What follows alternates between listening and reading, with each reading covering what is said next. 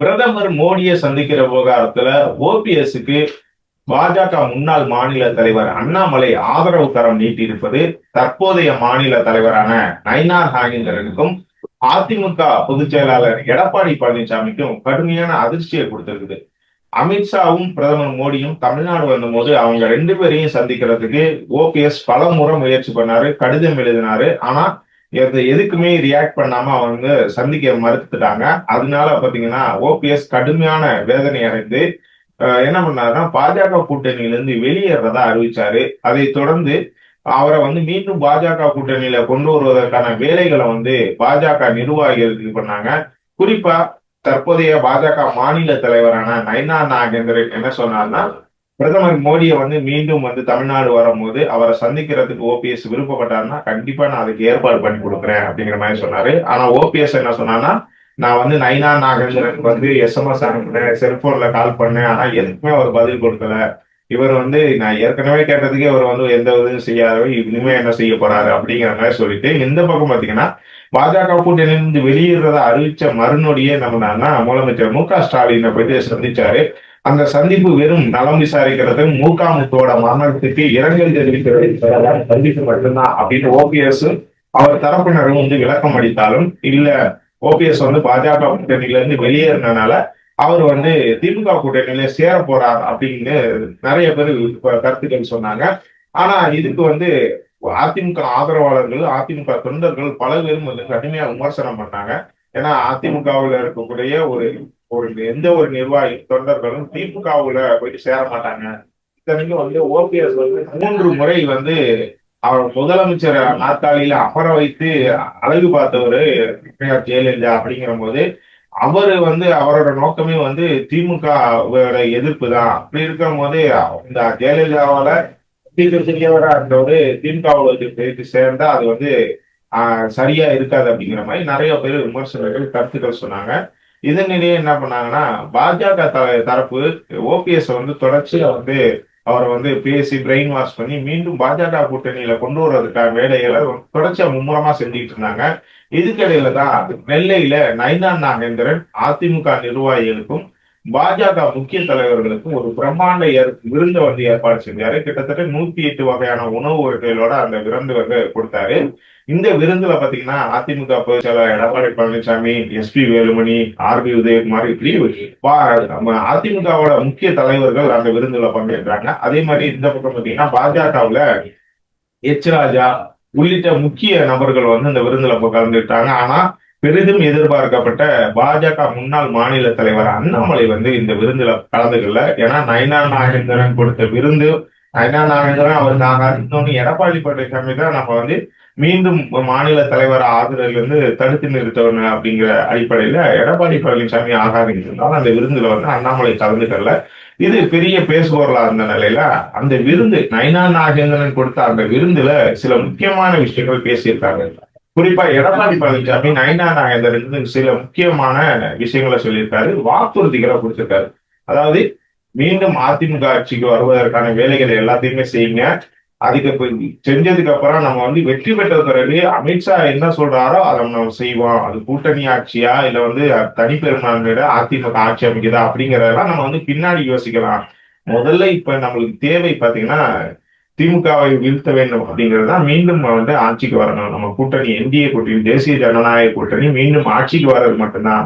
ஆட்சிக்கு வந்ததுக்கு அப்புறம், வெற்றி பெற்றதுக்கு அப்புறம் கூட்டணி ஆட்சியா இல்ல தனிக்க ஆட்சியா அப்படிங்கறத அமித்ஷா கிட்ட ஆலோசனை பண்ணி நான் முடிவு பண்ணலாம். இப்போதைக்கு நம்ம எந்த முடிவும் சொல்ல வேணாம், அவசரப்பட்டு எதையுமே வாய்விடாதீங்க அப்படிங்கிற மாதிரி அதிமுகவினருக்கும் சரி பாஜகவினர் நயினா நாகேந்திரனுக்கு எடப்பாடி பழனிசாமி ஒரு கோரிக்கையை வச்சிருக்காரு.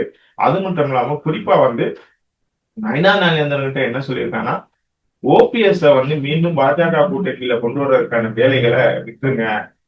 அவர் மீண்டும் பாஜகவில் ஒரு பிரயோஜனம் இல்ல, நீங்களும் அதே சமூகத்தை சேர்ந்தவர் தான் அப்படிங்கறதுனால நீங்க தென் மாவட்டங்கள்ல இருக்கக்கூடிய முக்குளத்தூர் வாக்குகளை எடுக்கிறதுக்கு முக்குளத்தூர் வாக்குகளை நம்ம கூட்டணிக்கு கொண்டு வருவதற்கான வேலைகளை மும்முரமா செய்யுங்க. நீங்க ஓபிஎஸ் கொண்டு அவர் மூலமா முக்குளத்தூர் வாக்குகளை நம்ம கூட்டணி கொண்டு வரணும்னு நினைக்கிறீங்க. நீங்களே முக்குளத்தோர் தான், அவர் என்ன ஜாதியோ அதே சுயம் ஜாதி தான் நீங்களும் அப்படிங்கிறது நீங்க எதுக்கு வந்து அவரை வந்து தொங்கிட்டு கிடக்குறீங்க? அதனால தேவையில்லாம நீங்க அவரை வந்து மீண்டும் பாஜக கூட்டணியில கொண்டு வர வேலைகளை வந்து கைவிட்டு, நீங்க இங்க வந்து தென் மாவட்டங்கள்ல முக்குளத்தூர் வாக்குகளை வந்து நம்ம அதிமுக, பாஜக கூட்டணிக்கு கொண்டு வர்றதுக்கான வேலைகளை செய்யுங்க. அதுக்கு என்ன விதமான உதவி வேணும்னாலும் கேளுங்க, நான் செஞ்சு தரேன். பண உதவியா இருந்தாலும் சரி, வேற எந்த விதமான ஒரு உதவிகளா இருந்தாலும் சரி, அதை நான் செஞ்சு தரேன். இதை மீறி வந்து உங்களுக்கு வேற உதவிகள் தேவை அப்படின்னா, நீங்க அமித்ஷா கிட்ட பேசுங்க. அதை விட்டுவிட்டு நீங்க வந்து மீண்டும் ஓபிஎஸ் வந்து கொண்டு வர்றதுனால எந்த பிரயோஜனம் இல்லை. ஓபிஎஸ் வந்து கிட்டத்தட்ட திமுக ஸ்லீப்லெஸ் எல்லாம் மாறிட்டாரு. அதனால அவர் வந்து மீண்டும் கூட்டணிக்குள்ள கொண்டு வர்றது சரியா இருக்காது அப்படிங்கிற மாதிரி எடப்பாடி பழனிசாமி சொல்லியிருக்காரு. அதை ஏத்துக்கிட்டு தான் என்ன பண்ணியிருக்காரு, அடுத்த நாளே நயினார் நாகேந்திரன் ஒரு பேட்டியில வந்து சொன்னாரு, ஓபிஎஸ் வந்து எங்க கூட்டணியில இல்ல, அதனால அவரை பத்தி இனிமே பேசுறதுக்கு எந்த தேவையும் இல்லை அப்படிங்கிற மாதிரி ஒரு விஷயத்த சொன்னாரு. இதுக்கு காரணம் என்னன்னா, எடப்பாடி பழனிசாமி முந்தைய நாள் கொடுத்த வாக்குறுதி தான். அதாவது உங்களுக்கு என்ன தேவையா இருந்தாலும் சரி, பணமோ வேற எதுவோ எதா இருந்தாலும் சரி, நீங்க வந்து தென் மாவட்டங்கள்ல இருக்கக்கூடிய முக்குளத்தூர் வாக்குல அதிமுக பாஜக கூட்டணிக்கு கொண்டு வரது, நீங்க வந்து முக்குளத்தூர்ல ஒரு முக்கியமான தலைவராக உருவாகிறதுக்கு தேவையான எல்லா வேலைகளும் எல்லா உதவியும் நான் செய்யறேன். நீங்க எதுக்கு ஓபிஎஸ் வந்து இது பண்ணிட்டு இருக்கீங்க அப்படிங்கிற மாதிரி சொன்னனாலதான் நயினா நாகேந்திரன் அந்த மாதிரி ஒரு வார்த்தையை வந்து விட்டாரு. இதுக்கு இடையில வந்து அண்ணாமலை என்ன பண்ணியிருக்காருன்னா, ஓபிஎஸ் வந்து பேசியிருக்காரு, ஓபிஎஸ் கூட பேசியிருக்காரு. என்ன நீங்க வந்து நீங்களும் இந்த துரோகத்தினால பாதிக்கப்பட்டவர், நானும் துரோகத்தினால பாதிக்கப்பட்டவர். நான் வந்து 2வது முறை மாநில தலைவரா ஆகிறதுக்கு தடையா இருந்தவர் பாத்தீங்கன்னா எடப்பாடி பழனிசாமி தான். இதுல வந்து உள்ளடி வேலை பார்த்தவர் பாத்தீங்கன்னா நயினார் நாகேந்திரன் ஆரம்பத்துல வந்து எனக்கு அவருக்கு செட் ஆகாது. எந்த சைடு பாத்தீங்கன்னா பாஜக கூட்டணி மறுபடி வந்து அதிமுகவோட சேர்றது அப்படிங்கிற ஒரு விஷயத்துல எடப்பாடி பழனிசாமி கடுமையான இதை வலியுறுத்தல் கொடுத்துதான் வந்து அமித்ஷா கிட்ட வந்து என்னை மீண்டும் பாஜக மாநில தலைவர் பொறுப்புல வந்து இருக்கக்கூடாது அப்படிங்கிற மாதிரி இவர் சொன்னதுனாலதான் வந்து எனக்கு வந்து மீண்டும் அந்த பொறுப்பு கொடுக்கல. அதனால இவரும் துரோகி தான். என்னைய பொறுத்தளவு உங்களுக்கு எடப்பாடி பழனிசாமி எப்படி துரோகியோ அதே மாதிரிதான் எனக்கும் துரோகி. உங்களை பொறுத்தளவுக்கு நயினார் நாகேந்திரன் உங்களுக்கு வந்து துரோகி நீங்க சொன்னீங்க இல்லையா, அதே மாதிரிதான் எனக்கும் உங்களுக்கு துரோகி. ஸோ அவங்க 2 பேருமே எனக்கும் ஆகாது உங்களுக்கும் ஆகாது அப்படிங்கிற போது நீங்க வந்து ஒண்ணும் கவலைப்படாதீங்க. நீங்க வந்து மறுபடியும் பிரதமர் மோடியை சந்திக்கிறதுக்கு உங்களுக்கு என்னென்ன விஷயம் இது பண்ணணுமோ நான் எல்லா விதத்திலும் உதவு பண்றேன். அதாவது வரக்கூடிய இந்த ஆகஸ்ட் 26ஆம் தேதி வாக்குல வந்து பிரதமர் மோடி மீண்டும் வந்து இதுக்கு தமிழ்நாடுக்கு வர இருக்கிறாரு. பீகார் மாநில தேர்தல் முடிச்சதுக்கு அப்புறம் மீண்டும் தமிழ்நாடுக்கு வர இருக்கிறாரு. அப்போ வந்து கண்டிப்பா நான் வந்து பிரதமர் மோடியை வந்து உங்களோட சந்திக்கு பேசுறதுக்கு நான் ஏற்பாடு பண்றேன். அதனால நீங்க அவசரப்பட்டு வேற எந்த முடிவும் எடுக்க வேணாம். திமுக கூட்டணிக்கு போனீங்கன்னா அது சரியா இருக்காது. அதனால வந்து நீங்க பாஜக கூட்டணியில தான் நீடிக்கணும். ஆனா வந்து பாஜக கூட்டணியில நீடிச்சாலும் நீங்க இந்த 2 பேரையும் வந்து வீழ்த்துறதுக்கான வியூங்களை வகுறீங்கன்னா அதுக்கான நான் அதுக்கு தேவையான உதவிகளை நானும் செய்யறேன் அப்படிங்கிற மாதிரி அண்ணாமலை ஒரு பெரிய வாக்குறுதிய இவருக்கு கொடுத்திருக்காரு, ஓபிஎஸ் கொடுத்திருக்காரு. என்ன காரணம்னா நயினார் நாகேந்திரனுக்கும் ஏற்கனவே நயினார் நாகேந்திரன் அண்ணாமலைக்கு பிடிக்காது. அதே மாதிரி எடப்பாடி பழனிசாமிக்கும் அண்ணாமலைக்கு பிடிக்காது. இந்த பக்கம் வந்து எடப்பாடி பழனிசாமியை ஓபிஎஸ் பிடிக்காது. இன்னொரு பக்கம் நயினார் நாகேந்திரன் தான் வந்து நம்ம முதுகுல குட்டினாரு பிரதமர் மோடியை சந்திக்க விடாம பண்ண வேலைகள்ல இந்த கூட்டணியில இருந்து வெளியேறுவதற்கான வேலைகள் எல்லாத்தையும் செஞ்சவர் வந்து நயினார் நாகேந்திரன் அப்படின்னு ஓபிஎஸ் நம்புறாரு. அந்த அடிப்படையில தான் அண்ணாமலை வந்து ஓபிஎஸ்க்கு இந்த மாதிரி ஒரு வாக்குறுதியை கொடுத்திருக்காரு. மீண்டும் பிரதமர் மோடி வந்து தமிழ்நாடு வரும்போது கண்டிப்பா நான் அவரை வந்து சந்திக்க வைக்கிறேன், அதுக்கான ஏற்பாடுகளை நான் செஞ்சு தரேன், நீங்க ஒன்றும் கவலைப்படாதீங்க. நயினார் நாகேந்திரன் இன்னைக்கு சொல்லுவாரு, ஆனா செய்ய மாட்டாரு. ஏற்கனவே அந்த மாதிரி உங்களை ஏமாத்திட்டாரு. அதனால மறுபடியும் என்ன சொன்னாரு, இந்த மாதிரி பிரதமர் மோடியை சந்திக்கிறதுக்கு நான் ஏற்பாடு பண்ணேன். அதுக்கு முன்னாடியே உங்களை ஏமாத்திட்டாரு, நீங்களே சொன்னீங்க. அதுவும் தெரிஞ்சாம இப்ப என்ன சொல்றாரு, நான் பாஜக கூட்டணியில ஓபிஎஸ் இல்ல, அதனால நான் அவரை பத்தி பேசுறதுக்கு வாய்ப்பு இல்லை அப்படின்னு சொல்றாரு. காரணம் அந்த எடப்பாடி பழனிசாமி இந்த மாதிரி ஒரு கருத்தை வந்து நயினார் நாகேந்திரன் சொன்னனால உங்களை வீழ்த்திட்டு உங்க இடத்துக்கு வந்து நயினார் நாகேந்திரன் அதாவது முக்குளத்தூர்ல ஒரு முக்கியமான தலைவரா நாகேந்திரன் வர்றதுக்கு முடிவு பண்ணியிருக்காரு, முயற்சிக்கிறாரு. அதுக்கு எடப்பாடி பழனிசாமி சப்போர்ட் பண்ணியிருக்காரு. இந்த 2 துரோகிகளை நம்ம வந்து வளர்த்து விடக்கூடாதுங்க. ஆனால் நான் உங்களுக்கு தேவையான எல்லா உதவியும் செய்யறேன் அப்படிங்கிற மாதிரி அண்ணாமலை ஒரு பெரிய வாக்குறுதியை வந்து இதுக்கு ஓபிஎஸ் கொடுத்திருக்காரு. இந்த அண்ணாமலையோட வாக்குறுதியை வந்து இது பண்ணி நம்பி என்ன பண்ணியிருந்தாங்கன்னா ஓபிஎஸ் இப்ப வேற எங்கிட்டும் கூட்டணி சேர்வது தொடர்பாக எந்த பேச்சுவார்த்தையும் நடத்த வேணாம் அப்படிங்கிற மாதிரி தன்னோட ஆதரவாளர்களுக்கு உத்தரவிட்டிருக்காரு. குறிப்பா திமுக சைட்ல இருந்து சரி, தமிழக வெற்றி கழகம் தரப்புல இருந்து சரி எந்த பேச்சுவார்த்தையும் நடத்த வேணாம் அப்படிங்கிற மாதிரி சொல்லியிருக்காரு. இருந்தாலும் திமுக தரப்புல இருந்து தொடர்ச்சியா வந்து ஓபிஎஸ் வந்து அணுகி அவருக்கு சில ஆஃபர்களை கொடுக்குற மாதிரி சொல்லியிருக்காங்க. குறிப்பா தேனியில வந்து மீண்டும் வந்து ஓபிஎஸ் போட்டியிடுறதுக்கான வாய்ப்பு கொடுக்குறோம். அதே மாதிரி தற்போது இருக்கக்கூடிய வைத்தியலிங்கம் மற்றும் மனோஜ் பாண்டியன் ஆகியோருக்கு அவங்க தொகுதிகளையே வந்து மீண்டும் கொடுக்குறோம். அதனால வந்து நம்ம கூட்டணிக்கு வந்துருங்க, பண்ருட்டி ராமச்சந்திரனுக்கு ஒரு முக்கியமான பொறுப்பு கொடுத்துடலாம் திமுகவில் அப்படிங்கிற மாதிரி ஒரு திமுக தரப்புல இருந்தும் ஓபிஎஸ்க்கு வந்து சில ஆஃபர்ஸ் கொடுத்துருக்காங்க. அது சம்பந்தமா ஆலோசனை பண்ற சுச்சுவேஷன்ல தான் அண்ணாமலை இந்த மாதிரி ஒரு வாக்குறுதியை வெவ்வேறு கொடுத்திருக்காரு ஓபிஎஸ்க்கு. அதனால இப்ப ஓபிஎஸ் வந்து என்ன பண்ணியிருக்காருன்னா இந்த பேச்சுவார்த்தைகளாக நிப்பாட்டுங்க அப்படிங்கிற மாதிரி சொல்லியிருக்காரு.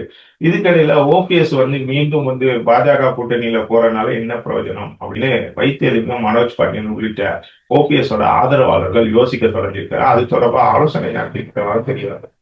என்ன காரணம்னா ஓபிஎஸ் வந்து பாஜக கூட்டணியில இருந்தாலும் மீண்டும் அதிமுகக்குள்ள போறதுக்கு எந்த வாய்ப்பும் இல்லை. அதுக்கு காரணம் என்னன்னா எடப்பாடி பழனிசாமி வந்து முழுமையா வந்து அமித்ஷா கிட்ட சரணடைஞ்சு இனிமே வந்து நீங்க சொல்றது என்ன வேணாலும் நான் செய்யறேன், ஆனா இந்த ஓபிஎஸ், சசிகலா, டிடிவி தினகரன் மறுபடியும் இந்த 3 பேரை மட்டும் மறுபடியும் அதிமுகவில் சேர்க்கணும்னு சொல்லாதீங்க, மற்றபடி நீங்க என்ன சொன்னீங்கன்னாலும் அதை நான் செய்யறேன் அப்படின்னு சொல்லிட்டு ஓபிஎஸ் வந்து இபிஎஸ் வந்து முழுமையா சரணடைஞ்சிட்டாரு.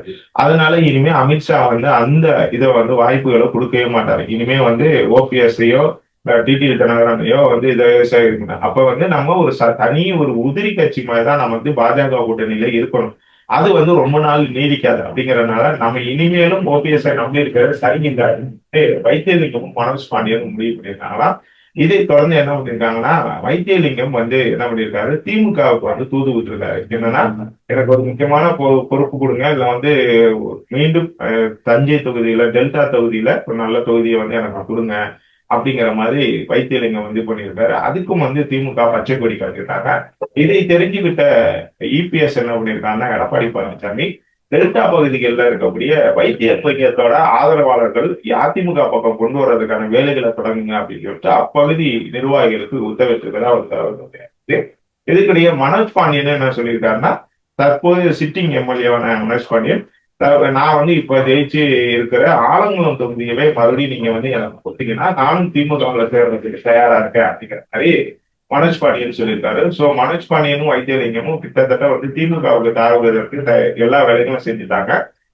திமுகவும் இதுக்கு பச்சை கொடி காமிச்சனாலோ இந்த சிட்டிங் தொகுதியில சம்பந்தமா கேட்கக்கூடிய இந்த விஷயங்கள்னால அது பரிசீலிச்சு நாங்க வந்து முடிவு சொல்றோம்.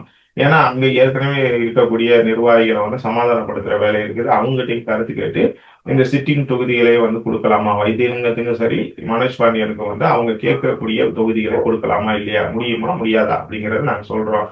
அதன் பிறகு இந்த இணைப்பு விழாவை நடத்தலாம் அப்படிங்கிற மாதிரி திமுக தரப்புல வந்து சொல்லியிருக்காங்க. சோ திமுக கொடுக்கக்கூடிய சிக்னலுக்காண்டி இப்ப வைத்தியலிங்கமும் மனோஜ் பாண்டியனும் காத்துட்டு இருக்கிறதா சொல்லப்படுது. இந்த பக்கம் வந்து ஓபிஎஸ் வந்து திமுக சைடு போனா அது சரி இருக்காதுன்னு சொல்லிட்டு பல்வேறு தரப்பினர் வந்து சொல்றதுனால சரி நம்ம வந்து மீண்டும் பாஜக கூட்டணியிலே இருக்கலாம், மீண்டும் இந்த தொண்டர்கள் உரிமை மீட்பு குழு வந்து தொடர்ச்சியா நடத்தலாம், இல்ல வந்து அது தனி கட்சியா மாத்திர முடிவு பண்ணலாம் அப்படிங்கிற ஒரு முடிவுல அண்ணாமலை கொடுத்த நம்பிக்கையின் அடிப்படையில அவர் கொடுத்த வாக்குறுதி பிரதமர் மோடி அடுத்த முறை தமிழ்நாடு வரும்போது அவர் சந்திச்சு அடுத்த கட்ட நடவடிக்கைகள் கொடுத்து ஆலோசிக்கலாம் அப்படிங்கிற மாதிரி ஓபிஎஸ் முடிவு செய்திருக்கா சொல்லுறது.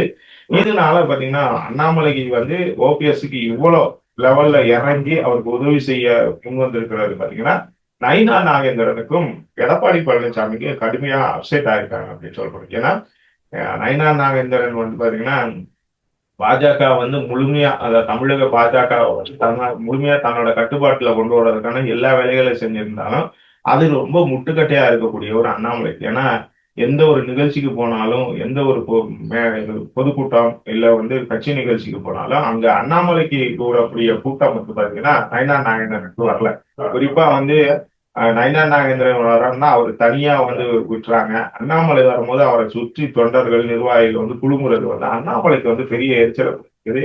அதனால இத்தகைய காட்சிகள் வந்து மேலிடத்துக்கு போனுச்சுன்னா மீண்டும் நம்மளை மாத்திட்டு வந்து அண்ணாமலைக்கு அதுக்கு வாய்ப்பு கொடுப்பாங்களோ அப்படிங்கிற ஒரு அச்சத்துல இருக்கிறதுனால அண்ணாமலை வந்து எப்படியாவது காலி பண்ணணும் அப்படிங்கிற ஒரு முடிவுல வந்து என்ன பண்ணிருக்காருன்னா நயினா நாகேந்திரன் இப்போ வந்து கொங்கு பகுதிகளில் அண்ணாமலை வீழ்த்துவதற்கு என்னென்ன விஷயங்கள்லாம் வேணுமோ அதை எல்லாமே அதை செஞ்சு கொடுக்கணும்னு சொல்லி எடப்பாடி பழனிசாமிக்கு சொல்லியிருக்காரு. அதே மாதிரி பாத்தீங்கன்னா அண்ணாமலை வந்து ஓபிஎஸ்க்கு வந்து இந்த மாதிரி ஆதரவு கொடுக்கறத எடப்பாடி பழனிசாமி ரசிக்கிறார். அதனால அண்ணாமலை வீழ்த்துவதற்கு மட்டும் இல்லாம ஓபிஎஸ் தென் மாவட்டங்கள்ல வந்து வீழ்த்தி அது தொடர்பான விஷயங்கள், அதாவது இரண்டு பேருக்கும் இருக்கக்கூடிய ஆதரவு வந்து நம்ம பக்கம் திருப்புறதுக்கு எல்லா வேலையும் செய்வோம் பற்றி ரெண்டு பேரும் இங்கிட்டு அண்ணாமலை ஓபிஎஸ் எப்படி இணைந்து வேலைகளை தொடங்கியிருக்காங்களோ அந்த மாதிரி எடப்பாடி பழனிசாமி நயனா நாகேந்திரனும் வந்து இங்கிட்டு வந்து கைகோர்த்து வேலைகளை தொடங்கியிருக்கதா சொல்லப்படுது. இதனால இந்த இரு கட்சிகள்லையுமே ஒரு பெரிய பூகமும் விரைவில் வெடிக்கும் அப்படிங்கிற மாதிரி சொல்லப்படுது. இந்த விவகாரத்துல நீங்க என்ன நினைக்கிறீங்க அப்படிங்கிறத கமெண்ட்ல சொல்லுங்க.